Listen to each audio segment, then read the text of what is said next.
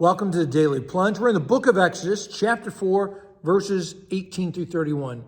Now, after the burning bush, after all the doubts and hesitations and negotiations with the Lord, Moses announces that he's going to go back to Egypt, and he asks Jethro for really permission and for blessing. And part of this is to show Jethro the respect that he's due as his father-in-law, but also Jethro is his employer. He had to come back, bring back all the sheep. But he asked for blessing, and he says, I have to go back and see if my people are still alive, which shows us that now Moses identifies fully as an Israelite. He no longer thinks of himself as an Egyptian.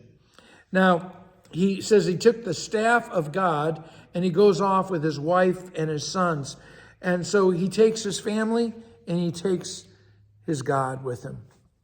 Notice that it is the staff of God. It's the staff that belongs to God. It really doesn't belong to Moses. It has no power, no authority in Moses' hand except what the Lord gives it.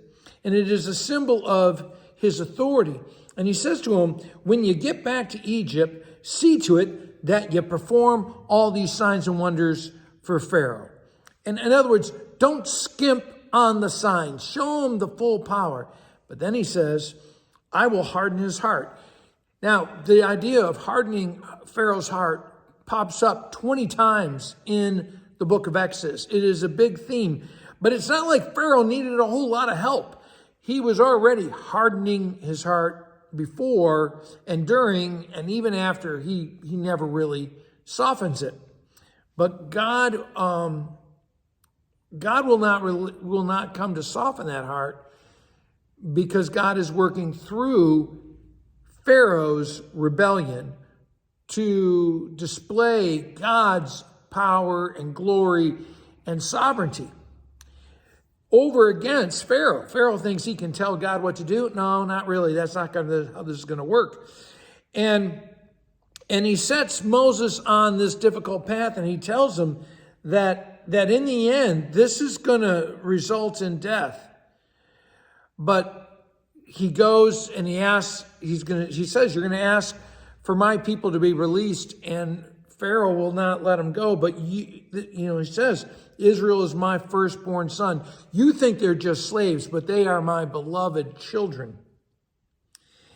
Let my son go. But he refused to let him go, so I will kill your firstborn son. And that is what's going to happen.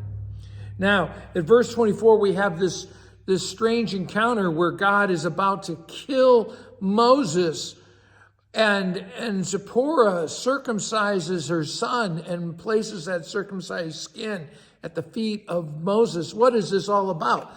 Well, let's first remember, Moses himself is circumcised by his parents.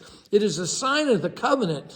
And part of what's going on here is that Moses, if you're going to lead the Israelites, you got to take care of this stuff for yourself first.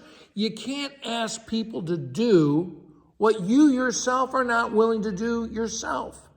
That is part of being a leader. And I want you to think about how Zipporah, she understands this, and she follows her husband, but she's obedient to God. She is a godly woman, and she intercedes for her husband and says, he is the bridegroom of blood, that this circumcision has happened. And so then we go down to the next paragraph, and the Lord says to Aaron, hey, Moses is on his way back. Go get ready to meet him. And Aaron is ready to meet him, and he does as he's commanded. And then they bring together all the elders. They perform the signs from this, that he had been given, and the elders are on board. So we're moving forward to go take on Pharaoh. Thanks, friends. Have a blessed day.